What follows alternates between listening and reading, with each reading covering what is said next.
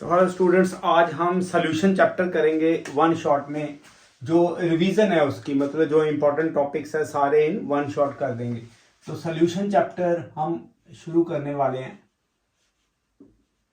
जो सॉल्यूशंस है वो वन शॉट में। देखो, अब इसमें ये जो सोल्यूशन चैप्टर है 3 कैटेगरीज में चलता है। पहली जो इसकी कैटेगरी है वो है जी इसकी जितनी भी डेफिनेशंस हैं, जो भी डेफिनेशंस हैं वो सभी हम करेंगे। सोल्यूशन, सॉल्यूट, सॉल्वेंट, ये सारा। उसके बाद जो दूसरा सेगमेंट आएगा वो आएगा इसके न्यूमेरिकल्स। जो न्यूमेरिकल्स आएंगे मोलैरिटी के, मोल फ्रैक्शन के, मोल क्या है, ये सारा। और थर्ड जो पोर्शन आता है वो आता है कॉलिगेटिव प्रॉपर्टीज का। ये आएगा कॉलिगेटिव प्रॉपर्टीज।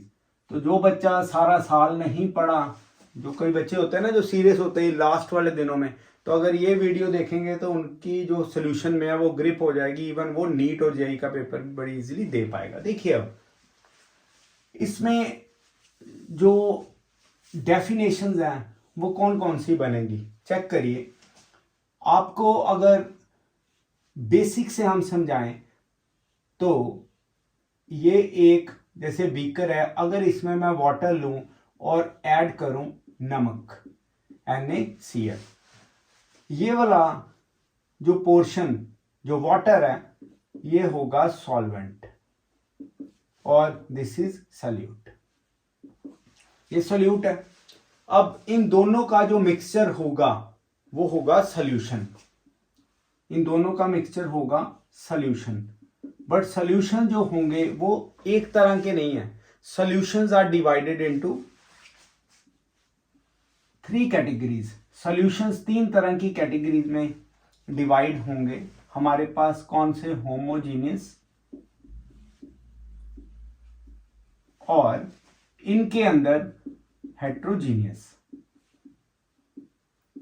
अब आप कहेंगे यहां पे तो 2 ही कैटेगरी है। एक जो तीसरी कैटेगरी हमारे पास आएगी वो किस तरह से? इनके बीच में ही कोलॉइडल सॉल्यूशन। कोलॉइडल सॉल्यूशन पहले, ये जो कोलॉइडल सॉल्यूशन है ये हेट्रोजीनियस सॉल्यूशन का ही पार्ट माना जाता था। बट जब एक साइंटिस्ट रॉबर्ट ब्राउन ने डिस्कवरी की, उसने बोला कि जो सॉल्यूट है जब हम सॉल्वेंट में डालते हैं तो उसका जो पार्टिकल साइज है वो डिफाइन करता है कि कोई जो सॉल्यूशन कोलॉइडल बनाएगा या वो होमोजीनियस और हेट्रोजीनियस। अभी आपको बताते हैं। अब इन्हीं कैटेगरीज को देखते हुए हम करते हैं ट्रू सॉल्यूशन। उसके बाद आता है जी हमारे पास, देखिएगा, कोलॉइडल सॉल्यूशन। ये अलग कैटेगरी है, कोलॉइडल सॉल्यूशन। और थर्ड हमारे पास है सस्पेंशन। मैं आपको बताऊंगा ये किस तरह से हमने डिवीजन करनी है। होमोजीनियस वो सॉल्यूशन होंगे जिनमें सॉल्यूट और सॉल्वेंट कुछ इस तरह से ब्लेंड हो जाएंगे कि सॉल्यूट जो है सॉल्वेंट के अंदर नजर ही ना आए। कोलॉइडल सॉल्यूशन में ऐसा नहीं है। इसमें और हाइड्रोजीनियस सॉल्यूशन में ऐसे है, जब हम सॉल्यूट को सॉल्वेंट में डालेंगे तो हमें सॉल्यूट या तो नजर आ जाए या सॉल्वेंट नजर आ जाए अलग तरह से। बट आफ्टर डिस्कवरी जो रॉबर्ट ब्राउन ने बोला, उसने बोला कि पार्टिकल साइज डिफाइन करता है। सिर्फ नेक्ड आई से देखने से हम नहीं बता सकते कि कोई सॉल्यूट उसमें हमें दिख रहा है तो वो हेट्रोजीनियस है, नहीं दिख रहा तो वो होमोजीनियस है। तो ये वाले जो 3 कैटेगरीज है ये प्योरली डिपेंड करते हैं पार्टिकल साइज में। वो कैसे, हम आपको बताएंगे। यहाँ पर ट्रू सॉल्यूशन में सबसे पहले हम कोलॉइडल सॉल्यूशन देखते हैं। इनमें जो पार्टिकल साइज है, ये क्वेश्चन आता है कई बार कंपटीशन में, पार्टिकल साइज ये होगा 10⁻⁻6 से लेके 10⁻⁹ मीटर, इस तरह से। मतलब इन बिटवीन, इस रेंज से हम ऐसे कह सकते हैं कि 10⁻⁹ मीटर और 10⁻⁶ मीटर के बीच में। This is nanometre. ये नैनो है, ये क्या है जी? माइक्रोन। जो पार्टिकल साइज इनके बीच में आ जाएंगे वो बनाएंगे कोलॉइडल सॉल्यूशन। अब ट्रू सॉल्यूशन में क्या होगा? इसमें जो पार्टिकल साइज है, इसमें जो पार्टिकल साइज है वो होगा लेस देन किससे? 10⁻⁹ मीटर। इसका पार्टिकल साइज 10⁻⁹ से कम होगा। सस्पेंशन में क्या होगा? पार्टिकल साइज, जो पार्टिकल साइज है वो होगा लार्जर देन किससे? 10⁻⁻6 मीटर, इससे इसके पार्टिकल साइज बड़े होंगे। तो ट्रू सॉल्यूशन और सस्पेंशन में आपने पार्टिकल साइज देखे, इसमें कम है 10⁻⁹ नैनो से कम है, यहाँ पे 10⁻6 माइक्रोन से ज्यादा है, तो वो सस्पेंशन है। फाइन, ये हमारे पास पहला जो पॉइंट है डिफरेंस का, और यही एक्चुअल में माना जाता है, यही पॉइंट माना जाता है कि जो इनमें डिस्टिंग्विश करता है ट्रू सॉल्यूशन, कोलॉइडल सॉल्यूशन और सस्पेंशन में। हमने अगर +2 स्टैंडर्ड की बात करें, वहां पे ट्रू सॉल्यूशंस के ऊपर ही सारा चैप्टर घूमता है। जो कोलॉइडल सॉल्यूशन है वो अगर सीबीएसई में से ये निकल गया हुआ है कोलॉइडल सॉल्यूशन का चैप्टर, यानी सरफेस केमिस्ट्री, बट वो नीट और जेई में आता है, इसलिए हमने ये आपको करवाया। सस्पेंशन बीच में पढ़ लेते हैं, ग्रेजुएशन की स्टडी में सस्पेंशन पढ़ी जाती है, बट हमने फोकस करना है ट्रू सॉल्यूशंस पे। तो ट्रू सॉल्यूशन कौन सी नेचर के? होमोजीनियस नेचर के। होमोजीनियस क्या होंगे? जिनमें पार्टिकल साइज 10⁻⁹ मीटर से कम होगा, वो होमोजीनियस होंगे, और जिन्हें हम बोलेंगे ट्रू सॉल्यूशंस। जैसे कि हम अगर नमक को पानी में डालें या हम शुगर को पानी में डालें, तो ये वाले जो सॉल्यूशंस है ये क्या बनेंगे? ट्रू सॉल्यूशन, जिनमें पार्टिकल साइज किसका? सोल्यूट का पार्टिकल साइज कम होगा 10⁻⁹ से। तो ये आपने याद रखना है। वन शॉट कर रहे हैं सॉल्यूशन चैप्टर का। अब देखिए, सोल्यूट और सॉल्वेंट की एक जो केमिस्ट्री में माना जाता है, एक्चुअल में ऐसे होता नहीं है, जो माना जाता है क्या कि जो सॉल्वेंट है ये कन्वेंशन के तौर पे, वैसे ये डेफिनेशन आगे चल के अभी आपको पता लग जाएगा, ये बदल जाएगी, बट अगर आपको सॉल्वेंट के बारे में पूछा जाए तो केमिस्ट्री में एक कन्वेंशन चलती है। सॉल्वेंट वो वाला पार्ट है सॉल्यूशन का जिसमें इसकी कॉन्सेंट्रेशन होता है अमाउंट, एक होता है कंसंट्रेटेड, उसका मतलब होता है अपना डेंसिटी, डेंस कितना है। एक होता है कंसंट्रेशन, सॉल्वेंट की कंसंट्रेशन, सॉल्वेंट का अमाउंट सॉल्यूट से ज्यादा हो, ये बाय कन्वेंशन एक डेफिनेशन है। सॉल्वेंट की जो कंसंट्रेशन है अगर सॉल्यूट से ज्यादा हो, उसे हम क्या बोलेंगे? सॉल्वेंट बोलेंगे। सॉल्यूट को क्या बोलते हैं? इसकी कंसंट्रेशन सॉल्वेंट से कम होगी, बात तो वही है।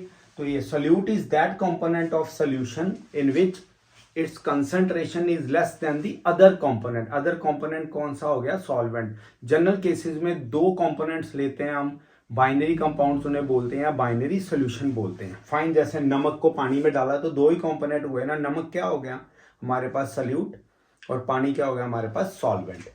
तो आगे चल के कंसंट्रेशन के विद रिस्पेक्ट टू, अगर आपको सीधी सीधी डेफिनेशन सॉल्यूट की पूछी जाए तो आपने यही बोलना, it is that component having concentration less than solvent. Solvent को बोलना having concentration more than solute. But अगर कंसंट्रेशन के बेस पे हमारे पास क्लासिफिकेशन है, उसमें सॉल्यूशन जो है वो 3 तरह के है। पहला हमारे पास हाइपरटोनिक, दूसरा हमारे पास हाइपोटोनिक, और जो थर्ड है वो है जी आइसोटोनिक सॉल्यूशन। देखिए अब हाइपोटोनिक और आइसोटोनिक। हाइपर, आपने हाइपर वर्ड सुना होगा, इसे बोलते हाई, जैसे हाइपरटेंशन बोलते हैं ना किसको? हाई बीपी को, हाई ब्लड प्रेशर को, हाइपर। और ये जो वर्ड्स हैं ये किसको आपने रिप्रेजेंट करवाने हैं, या रिप्रेजेंट किसको करते हैं? ये करते हैं जी सॉल्यूट को, सॉल्यूट, सॉल्वेंट को नहीं। इसमें हाइपरटोनिक कौन सा solution? Having concentration of solute is more than solvent। concentration of solute is more than solvent। hypo मतलब concentration of solute is less than solvent। isotonic concentration of solute is equal to solvent। ये आ गया। अगर हम example लें, जैसे कि 60% aqueous solution किसका? हम नमक का ले लेते हैं। इसमें क्या हुआ? देखिए एक्वस सॉल्यूशन मतलब सॉल्वेंट क्या होगा, वाटर। तो स्टूडेंट्स यहाँ पे हम कह सकते हैं वेट ऑफ सॉल्यूट, सॉल्यूट कौन सा, NaCl, इसकी कितनी है जी 60 ग्राम। और वेट ऑफ सॉल्वेंट, सॉल्वेंट इसमें कौन सा है, सॉल्वेंट इसमें कौन सा है, वाटर, तो क्या होगा 40 ग्राम। सॉल्यूट ज्यादा है सॉल्वेंट से, तो ये कौन सा सॉल्यूशन, हाइपरटोनिक। इधर हम बात करें एग्जांपल के तौर पे 40% एक्वस सॉल्यूशन किसका, ऑफ NaCl मतलब WNaCl क्या, सॉल्यूट कितना है 40 ग्राम, W वाटर सॉल्वेंट कितना है 60 ग्राम। इसमें इसकी कंसंट्रेशन कम हो गई, ये क्या हो गया हाइपोटोनिक। एग्जाम्पल 50% एक्वस सॉल्यूशन किसका, सॉल्यूट यानी NaCl, इसमें W वाटर, पहले हम NaCl लेंगे, NaCl कितना है जी 50 ग्राम और W वाटर कितना है जी यहाँ पे भी 50 ग्राम। तो ये हो गया आइसोटोनिक, हाइपरटोनिक, हाइपोटोनिक, आइसोटोनिक। तो इस तरह से ये क्या आ गया 50 ग्राम, ये 50 ग्राम है। अब हम करेंगे जी इनकी classification based upon nature. Nature क्या, इनकी क्या स्टेट है, सॉलिड है, लिक्विड है, गैसेज है, ये सारा राइट। अब देखिए इसमें 9 तरह के सॉल्यूशंस है, नेचर की depend, based upon nature, nature के बेस पे 9 टाइप के सॉल्यूशन है, 9 टाइप के सॉल्यूशन है। कैसे, देखिए इधर लेंगे सॉल्यूट, सॉल्वेंट, सॉल्यूशन और एग्जाम्पल, सॉल्यूट, सॉल्वेंट, सॉल्यूशन और एग्जाम्पल।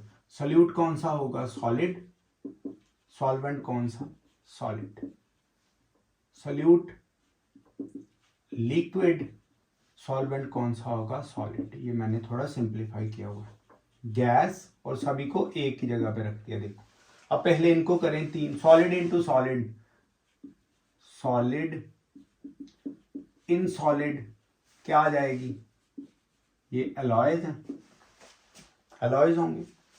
अब लिक्विड को, लिक्विड इन सॉलिड, अब लिक्विड सॉलिड में जाएगा मतलब क्या होगा, मॉइस्चर चला गया नमक के अंदर, हाइड्रेटेड सॉल्ट्स। आपने देखा होगा जब हम रेनी सीजन में जो नमक है वो क्या करेगा, मॉइस्चर को एब्जॉर्ब कर लेता है।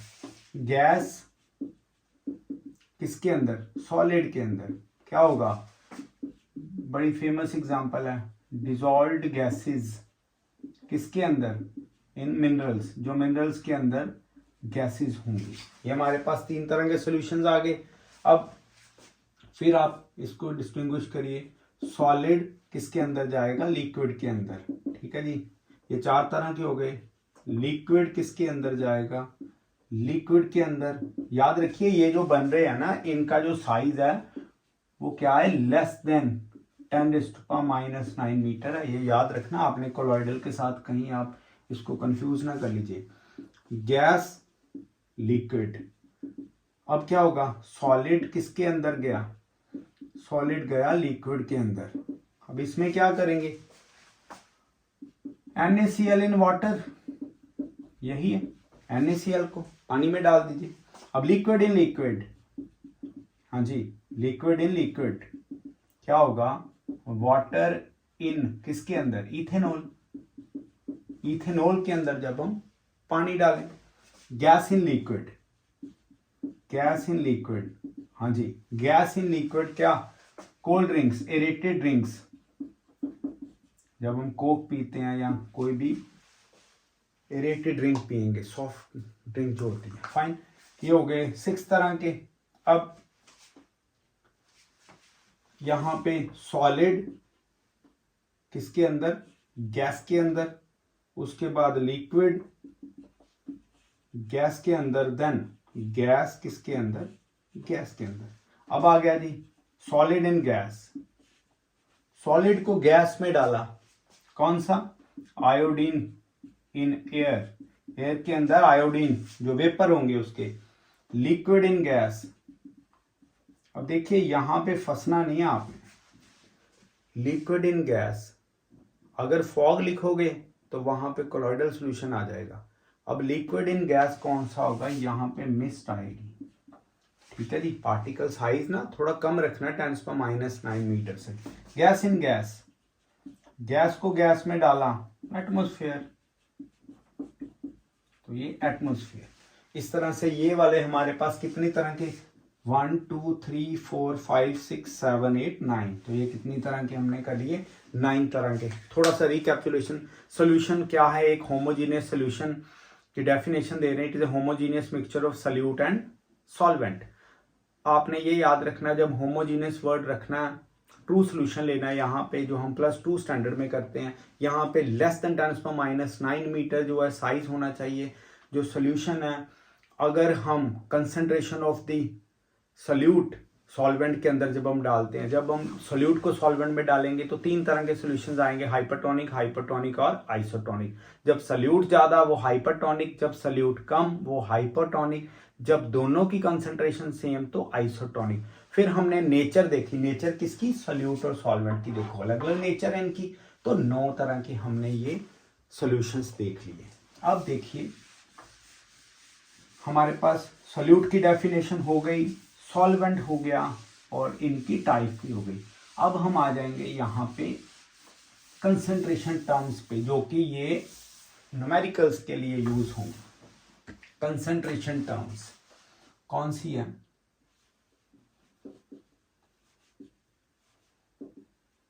देखिए स्टूडेंट्स, कंसंट्रेशन टर्म्स क्या है। कंसंट्रेशन टर्म्स हमारे पास पहली मोलैरिटी, ये ना +1 का मोल कॉन्सेप्ट भी चलता है पहले, मोलैरिटी। दूसरी नॉर्मेलिटी, मैं नॉर्मेलिटी इसलिए करवा रहा हूं क्योंकि जेई नीट में भी आपके काम आएगी, राइट, नॉर्मेलिटी, ठीक है।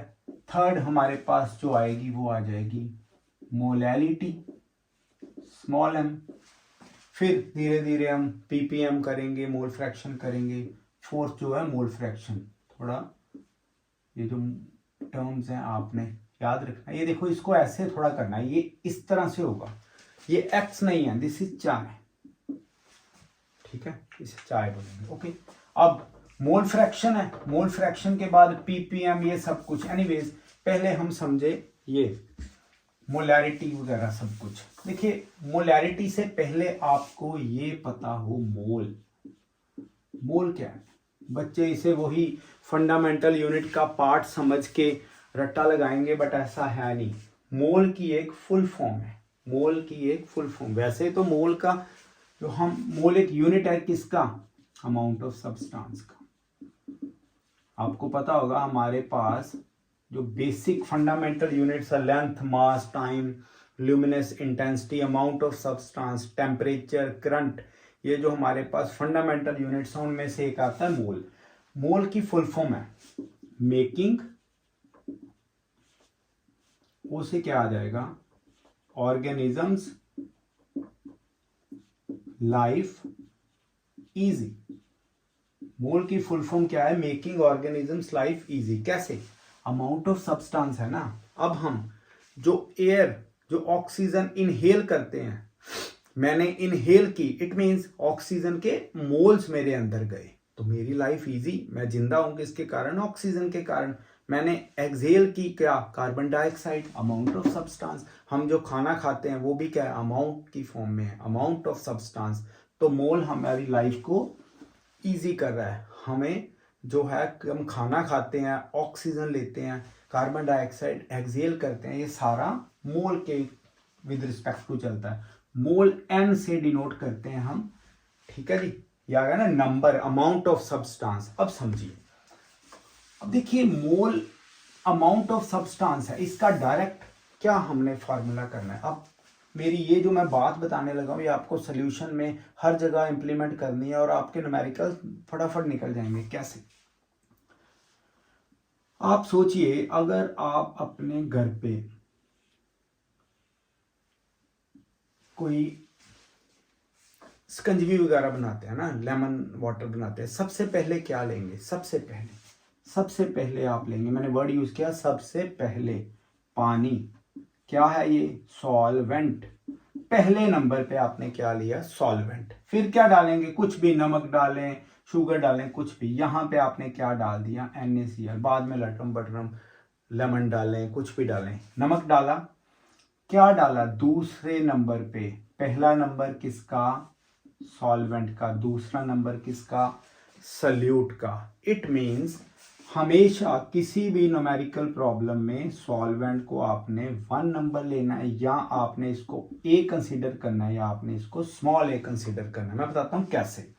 इसी तरह से सॉल्यूट को भी आपने 2 लेना है, B लेना है, या स्मॉल b। कैसे? समझिए, W1 कभी ऐसे लिखना आ जाए, रादर आपने लिखना भी ऐसे ही है, या आपको W ऐसे आ जाए या ऐसे आ जाए। अब समझिए, W का मतलब है वेट। किसका? वेट ऑफ किसका? पहला कंपोनेंट। क्या? Wait of solvent. इनमें से कोई भी आपके पास ये आ जाए तो ये किसको रिप्रेजेंट करेगा? ये वेट ऑफ सॉल्वेंट को रिप्रेजेंट करेगा। इसी तरह से अगर मैं इधर लगाऊं W2 या WB या WB, अलग अलग बुक्स में अलग अलग तरह की इनकी रिप्रेजेंटेशन दी हुई है, तो ये क्या होगा स्टूडेंट? ये होगा वेट ऑफ सेकंड कंपोनेंट। कौन सा? सल्यूट। क्लियर हो गया? इसी तरह से यहां पे अगर आपको कोई पूछे M1 MB MB, तो ये क्या होगा? Molecular mass. किसका? पहले कंपोनेंट का। यहां पे हम पहला कंपोनेंट लेंगे। पहला कंपोनेंट क्या हो गया हमारे पास? क्या है? सॉल्वेंट। क्लियर हो गया? इसी तरह से WB हमारे पास वेट ऑफ सॉल्वेंट। अगर M2 आएगा तो क्या आ जाएगा? ये मॉलिक्यूलर मास ऑफ सल्यूट। तो ये मैं एक बार आपको फिर यहाँ पे क्लियर कर देता हूँ, क्योंकि न्यूमेरिकल्स करने हैं। न्यूमेरिकल्स में ये चीजें हमेशा याद रखनी है, नहीं तो आपका न्यूमेरिकल फंसेगा। देखिए, पहला कंपोनेंट हमेशा सॉल्वेंट। ये क्या होगा? ये होगा wait of solvent. Wait of solvent M1, that will be molecular mass किसका? सॉल्वेंट का। इसी तरह से M1 मॉलिक्यूलर मास हमारे पास सॉल्वेंट का। ठीक है, अगर मैं देखो इसको ये 2 बना दूं तो क्या आ जाएगा? Second component. क्या? मॉलिक्यूलर मास ऑफ किसका? Molecular mass of solute. अब आ जाएगा W2, क्या आ जाएगा? Weight of solute. आपने ये थ्रू आउट जब तक केमिस्ट्री करनी है ये याद रखनी है डिनोशन। 1 solvent 2 solute, that's it. Clear? अब हम पकड़ेंगे किसको? मोलैरिटी को। मोलैरिटी से पहले मोल का फार्मूला लिखिए और मोल की डेफिनेशन चेक करिए। अगर मैं लिखूं मोल या नंबर ऑफ मोल्स, एक ही बात है। क्या आएगा? Given weight W over molecular mass M। अब समझिए, बड़ा इजी हो जाएगा आपके लिए। कैसे? मैं बोलूं M1 तो आप क्या बोलेंगे? यहां पे सॉरी मोल N से डिनोट करना है, ये N है। अगर मैं बोलूं N1 तो ये क्या आ जाएगा? नंबर ऑफ मोल्स किसके? पहले कंपोनेंट के। क्या? Number of moles of solvent. किसके इक्वल होंगे? यहां पे क्या है जी? N1 है, यहां पे N और कुछ भी नहीं लगा। अगर मैं यहां पे लगा दूं N1 तो क्या होगा? ये W1 डिवाइडेड बाय यहां पे क्या होगा? M1। क्लियर हो गया? ये क्या होगा बच्चों? Wait of solvent divided by ये क्या है? Molecular mass. किसका? मॉलिक्यूलर मास ऑफ सॉल्वेंट का। स्टूडेंट्स अब समझिए, अगर मैं यहां पे लिख दूं N2, अब आपको क्लियर हो गया, कोई दिक्कत नहीं। क्या आ जाएगा? नंबर ऑफ मोल्स किसके? दूसरे कंपोनेंट के। क्या है दूसरा कंपोनेंट? सल्यूट। अब चेक करिए, N2 है तो क्या आएगा? W2 upon M2। अब क्या आएगा, ये क्या है जी W2, it is the weight of किसका, सॉल्यूट। ये क्या है स्टूडेंट्स, ये क्या है जी हमारे पास, मॉलिक्यूलर मास किसका, molecular mass of second component कौन सा है हमारे पास, मॉलिक्यूलर मास ऑफ सॉल्यूट।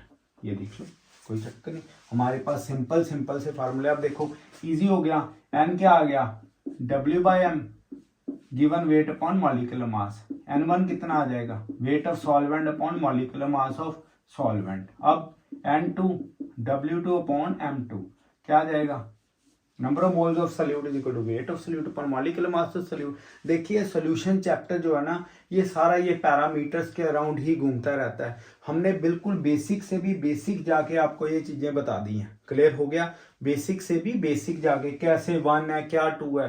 देखिए हमारा मेन पर्पज आपको समझाना है, ठीक है जी। आपको सीधा लेवल नहीं प्रोवाइड कर देना कि सीधा लेवल करवा दो, नो। आपको पहले हमने स्मॉल अमाउंट से, छोटे से जो पॉइंट से शुरू करके सब कुछ समझाना है, ठीक है। अब आपको मोल का पता लग गया, कोई दिक्कत नहीं, ठीक है। अब देखना यहां से मोलैरिटी जो मैं आपको फार्मूलाज करवाऊंगा, आप वही फार्मूलाज किसी भी न्यूमेरिकल में लगाएंगे तो आप कभी फंसेंगे नहीं। अब देखना जी, मोलैरिटी का फार्मूला है हमारे पास, given weight upon molecular mass into 10⁻³ upon volume of solution, ठीक है। एक और फार्मूला सेम, अभी कुछ नहीं, देखो M2 हमारे पास आएगा 1/वॉल्यूम ऑफ सॉल्यूशन। ये जो मैं फार्मूलाज बता रहा हूं अच्छे से समझने हैं। देखिए आपने 10⁻³ तब लगाना है जब वॉल्यूम ऑफ सॉल्यूशन किस में दिया हो, सीसी में, यानी कि सेंटीमीटर क्यूब है या क्यूबिक सेंटीमीटर। क्लियर हो गया। आपने 1 तब लगाना है जब आपको आवाज लगती हो लीटर की, यानी मिलीलीटर, डेसीलीटर। क्लियर हो गया। ये फार्मूला तब लगाना, मैं अभी इनको इंप्लीमेंट करके बताता हूं आपको, ठीक है। 10⁻³ सेंटीमीटर क्यूब, राइट। आपने कुछ वैल्यूज भी समझ के चलनी है, कैसे मैं वो भी बता दूंगा। जैसे कि deci, 1 deci is equal to 10⁻², centi 10⁻², deci 10⁻1, milli small m 10⁻3, ठीक है ना। मिलीलीटर आएगा जैसे, उसके बाद माइक्रोन, ये म्यू से डिनोट किया जाता है, 10⁻6, नैनो 10⁻⁹, एंगस्ट्रॉम जो रिक्वायर्ड है वो ही करेंगे, 10⁻10, ये मीटर्स में है। और उसके बाद हमारे पास आ गया पिको 10⁻12, फर्मी या फेम्टो हमारे पास एफ क्या आ जाएगा, एटो हमारे पास क्या आ जाएगा, 10⁻18। जो रिक्वायर्ड है ये वाली, ये हमारे पास जो ज्यादातर सॉल्यूशन चैप्टर में पूछते हैं, मैं अभी आपको बताऊंगा कैसे इसको इंप्लीमेंट करना है। हम इसको लेके एक न्यूमेरिकल डिजाइन करते हैं, फिर आपको और ज्यादा अच्छे से समझ लग जाएगी। देखिए बाद में इसकी हम डेफिनेशन करेंगे मोलैरिटी की। देखिए मैं क्वेश्चंस करने लगा, ये आपको पता लग गया, ठीक है। देखिए अब क्या होगा, मैं आपको 2 न्यूमेरिकल इसके बना के देता हूं, 2 तरह के। देखिए first numerical, calculate molarity of solution in which, आप ले लीजिए चाहे 60 grams of urea dissolved in 60 gram of urea dissolved in 500 centimeter cube of solution। एक ये न्यूमेरिकल, दूसरा न्यूमेरिकल, कैलकुलेट मोलैरिटी, अच्छे से समझिएगा, of solution in which 60 grams of, फिर लेते हैं urea, dissolved in 500 millilitre of solution, right. बात को समझिए, हमारा मेन पर्पस जो है वो है आपको मोलैरिटी के में ग्रिप कराना। सबसे पहला पार्ट जब हम न्यूमेरिकल्स में करते हैं वो करते हैं गिवन वैल्यूज क्या है। चेक करिए स्टूडेंट, हमें उन्होंने क्या बोला है, मोलैरिटी निकालिए, हम लिखेंगे m, right. Urea dissolve in solution, urea को डाला गया यानी यूरिया सल्यूट है। मैं लिखने लगा, देखिए आपको इजी रहेगा। ये यूरिया का वेट कितना है 2, यूरिया सेकंड कंपोनेंट है ना, सल्यूट है, तो क्या आ गया 60 ग्राम। अब आपको +1 में आपने किया होगा, यूरिया का मॉलिक्यूलर मास क्या आएगी 60 ग्राम पर मोल। मैं आपको बता भी दूंगा मॉलिक्यूलर मास का ये यूनिट कैसे आता है, डोंट वरी। अब मोलैरिटी निकालनी है, वेट गिवन है, मॉलिक्यूलर मास हमने पता ही, वॉल्यूम कितना दी 500 सेंटीमीटर क्यूब। अब यहाँ पे आपने रुक के सोचना है कि हमें क्या सिखाया गया। हमें सिखाया गया है जब सेंटीमीटर क्यूब होगा तो मोलैरिटी का ये वाला फॉर्मूला लगेगा, W2M2 इंटू 10⁻3। क्यों, सेंटीमीटर क्यूब है तो volume of solution, right, volume of solution. ठीक है स्टूडेंट्स, देखिए W2 कितना है हमारे पास 60, मॉलिक्यूलर मास कितना 60, 10⁻3, और हमारे पास सेंटीमीटर क्यूब में क्या वैल्यू दी है 500। आप बाद में निकालते रहिए ये, ठीक है, वो आप निकालेंगे। हमने आपको ये बताना है कि फॉर्मूला कैसे लगाना है, मैथमेटिकल आंसर आप खुद निकालिए। ओके, अब इसका सॉल्यूशन देखो, हमने क्या निकालना है मोलैरिटी। अब देखिए इसके ऊपर मैंने फोकस करना ना, ये क्यों लगाया आपने, ठीक है ना, ये इसीलिए हमने ये किया। Molarity is equal to, sorry निकालनी है, W2 कितना है 60 ग्राम, मॉलिक्यूलर मास 60, यूरिया का 60 ग्राम पर मोल, वॉल्यूम कितना गिवन है, यहां पे समझना, लीटर की आवाज आ रही है, मिलीलीटर, क्या आ जाएगा 500 मिलीलीटर। मतलब क्या करेंगे हम, इसको लीटर में कन्वर्ट करेंगे, 500 यानी 10⁻2 into 1 milli is equal to 10⁻⁻3। तो ये आ जाएगा हमारे पास 5 इंटू 10⁻⁻1 लीटर, यानी 0.5 आ गया, ये 0.5 आ गया। तो मोलैरिटी का फॉर्मूला क्या होगा, W2M2 into divided by, litre की आवाज आई, क्या लिखेंगे 1, ठीक है, क्या आ जाएगा वॉल्यूम ऑफ सॉल्यूशन। तो फॉर्मूला लगाना सिखा दिया, W2 60/61 बाय क्या आ जाएगा हमारे पास 0.5। ये आप खुद सॉल्व करेंगे। एनीवेज मेजर थिंग इज ये मिलीलीटर आया तो फॉर्मूला क्या लगाया, सेंटीमीटर क्यूब आया तो फॉर्मूला क्या लगाया, समझ लग गई मोलैरिटी का क्या हमारे पास ये सारा जो किस्सा है, इसका जो खेल है, कैसे मोलैरिटी हमें कंफ्यूज कर सकती है अगर हमें अच्छी तरह से इंप्लीमेंटेशन नहीं है। ये क्या आ गया 0.5। तो अब यहां पे हमने क्या कर ली मोलैरिटी।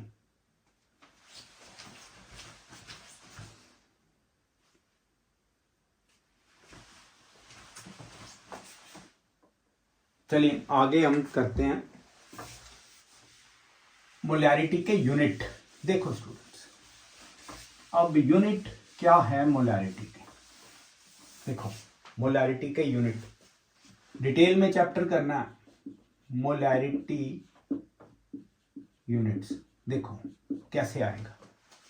पहले हम इसकी डेफिनेशन करेंगे, W2/M2 इंटू 10⁻3। डेफिनेशन में इसका कोई रोल नहीं है, चाहे 1 लगाओ चाहे 10⁻3 लगाओ, राइट। अब सुनिए, W2/M2 what is given weight of solute upon molecular mass of solute is N2। ये कांस्टेंट, इसको साइडलाइन करो, वॉल्यूम ऑफ सॉल्यूशन, डेफिनेशन और यूनिट करने लगे हैं, फाइन। चेक करिए, what is molarity. Molarity is defined as the numbers of moles, किसके, numbers of moles of solute, numbers of moles of solute present in the given volume of the solution. Solution का जो volume दिया होगा, चाहे वो litre में बोले या सेंटीमीटर क्यूब में, क्या है molarity is the number of moles of solute divided by या वॉल्यूम ऑफ सॉल्यूशन या present in the given volume of the solution. Clear हो गया, ये आ गई डेफिनेशन। अब इसका यूनिट चेक करो, molarity is equal to N2 by, अगर तो सेंटीमीटर क्यूब में दिया तो सेंटीमीटर क्यूब जो न्यूमेरिकल की डिमांड होगी, नहीं तो क्या लीटर। तो क्या यूनिट आ गए इसके, इट इज मोल पर सेंटीमीटर क्यूब या मोल पर लीटर। अगर इनको क्यूमुलेटिवली लिखना है आपने तो इसका यूनिट क्या है, एम, मोलर, कैपिटल एम भी लिख देते हैं। तो एक ये यूनिट हो गया as per the demand of the statement, एक ये हो गया as per the demand of the statement. अगर ये नहीं तो आप इसको मोलर कैपिटल एम भी लिख सकते हैं। क्लियर हो गया जी मोलैरिटी का कॉन्सेप्ट। मोलैरिटी जो है वो टेम्परेचर के साथ बदल जाएगी, क्यों बदलेगी, इसके फॉर्मूले में है वॉल्यूम। तो वॉल्यूम जो है वो टेम्परेचर के साथ या तो इंक्रीज करता है या डिक्रीज करता है। अगर टेम्परेचर कम है तो क्या हो जाएगा, जो लिक्विड है वो फ्रीज करेगा और उसका वॉल्यूम बढ़ जाएगा। अगर गर्मी है, टेम्परेचर ज़्यादा है, वेपराइज करेगा, वॉल्यूम कम हो जाएगा। अब सुनिए, जो केमिस्ट है वो कभी भी जो सिरप है, ये बड़ी बार क्वेश्चन आया, जो केमिस्ट है वो कभी भी सिरप की जो कंसंट्रेशन है वो मोलैरिटी के विद रिस्पेक्ट टू नहीं एक्सप्लेन करेगा, क्योंकि मोलैरिटी डिपेंड करती है टेम्परेचर के ऊपर। टेम्परेचर ऊपर नीचे हुआ तो मोलैरिटी भी ऊपर नीचे हो जाएगी। क्लियर हो गया मोलैरिटी का केस। आपको मोलैरिटी का यूनिट कर ले, मोलैरिटी की डेफिनेशन और मोलैरिटी का हमने ये जो एक फॉर्मूला है वो भी कर लिया। अब कई बार क्या होगा, मोलैरिटी डेंसिटी के साथ बड़ा चेंज होती है। मोलैरिटी, बच्चे मोलैरिटी डेंसिटी के साथ बड़ा फंसते हैं। Molarity relation with density, density के साथ क्या, ये रो है, डेंसिटी के साथ मोलैरिटी का क्या रिलेशन है, डेंसिटी याद रखना। अब देखिए मोलैरिटी का एक फॉर्मूला आपने याद रखना है, ये this is mole fraction of solute, मैं अभी बताता हूं, इनटू डेंसिटी इनटू 10⁻³ अपॉन, अगर कभी मोल फ्रैक्शन के विद रिस्पेक्ट टू आ जाए, ये Chi2 M2 plus Chi1 M1। ये आप एक याद रखिए फॉर्मूला, ये भी बड़ा इंपॉर्टेंट फॉर्मूला है डेंसिटी के विद रिस्पेक्ट टू। डेंसिटी के विद रिस्पेक्ट टू अगर आ जाए तो मोल फ्रैक्शन दिया है, Chi2 क्या है हमारे पास, इट इज मोल फ्रैक्शन। अब देखो कोई दिक्कत ही नहीं है, अब आपको क्लियर है 2 का मतलब क्या, मोल फ्रैक्शन किसकी, सॉल्यूट की। Chi1 क्या है, it is the 1 component. Mole fraction किसका, मोल फ्रैक्शन किसका, सॉल्वेंट का, राइट। अब M1 M2 आपको पता है, is a molecular mass of solute, it is the molecular mass of solvent. तो ये हमारे पास जो है मोलैरिटी का एक और फार्मूला है, मोलैरिटी निकालने का एक और फार्मूला आपने यहाँ पे देख लिया। ओके, अब करेंगे जी, हमारे पास नॉर्मेलिटी क्या है वो देखने, पहले एक बार चलो मोलैरिटी के बाद ना मोल फ्रैक्शन देख लो पहले। मोल फ्रैक्शन, यहाँ पे भी एक और टर्म है मोल फ्रैक्शन। मोल फ्रैक्शन चाय से डिनोट किया जाएगा। सुनिए what is mole fraction. Mole fraction अगर मैं 1 लूं, सीधा सीधा आपने देखना है, देखिए जैसे सपोज क्लास में 10 बच्चे हैं, उनमें से किसी ए बच्चे के जो नंबर आते हैं, ठीक है ना, उसको आप डिवाइड कर लीजिए सारी क्लास के बच्चों के साथ, तो वो उसकी मोल फ्रैक्शन हो जाएगी। क्लियर है, एवरेज की तरह हम इसे देखते हैं कैसे। मोल फ्रैक्शन में क्या होगा, नंबर ऑफ मोल्स किसके, सॉल्वेंट के, यहाँ पे सॉल्वेंट डिवाइडेड बाय, अगर मैं बाइनरी सॉल्यूशन ले रहा हूं, अगर मैं यानी 2 से ज्यादा कंपोनेंट लूं तो भी ये क्या होगा, डिनोमिनेटर पे ऐड हो जाएंगे। ठीक है, अगर 3 होंगे 4 होंगे उसका कोई मतलब नहीं। ठीक है, ये मोल फ्रैक्शन किसका है, सॉल्वेंट का। ठीक है, अगर यहाँ पे मोल फ्रैक्शन लें किसका, मोल फ्रैक्शन ले सॉल्यूट का, तो ये Chi2 is equal to N2 by N1 plus N2। तो इस तरह से ये मोल फ्रैक्शन आप निकाल सकते हैं। आपको क्लियर है, number of moles of the solvent, number of moles of the solvent, number of moles of the solute. और एक चीज और याद रखिए, अगर हम इन दोनों को ऐड करें तो ये 1 के इक्वल आएगी, और ये फ्रैक्शन होने के कारण क्या है, ये यूनिटलेस है। तो मोल फ्रैक्शन का कोई यूनिट नहीं है। मोल फ्रैक्शन चाय से डिनोट करते हैं, डिनोटेड बाय चाय, राइट। क्लियर हो गया मोल फ्रैक्शन के बारे में भी। मोलैरिटी हमने कर ली, एक आज आपको ये भी मोल फ्रैक्शन के बारे में भी बता दिया। और मोल फ्रैक्शन टेम्परेचर के ऊपर बेस्ड नहीं है, ये नॉट टेम्परेचर डिपेंडेंट बेस्ड, ठीक है, ये टेम्परेचर बेस्ड नहीं है, क्योंकि यहाँ पे वेट है, वेट तो बिल्कुल किसी भी तरह टेम्परेचर पे डिपेंड करता ही नहीं। अगर आप 10 ग्राम का कोई वेट है तो 10 ग्राम का 10 किलो का कोई वेट इंडिया में है, तो अगर आप किसी भी फॉरेन कंट्री में चले जाएं, स्विट्जरलैंड चले जाएं, तो भी तो 10 किलो का ही रहेगा, ठीक है। वेट टेम्परेचर पे डिपेंड नहीं करता। ओके, अब मोल फ्रैक्शन हो गई, मोलैरिटी हो गई हमारे पास, राइट।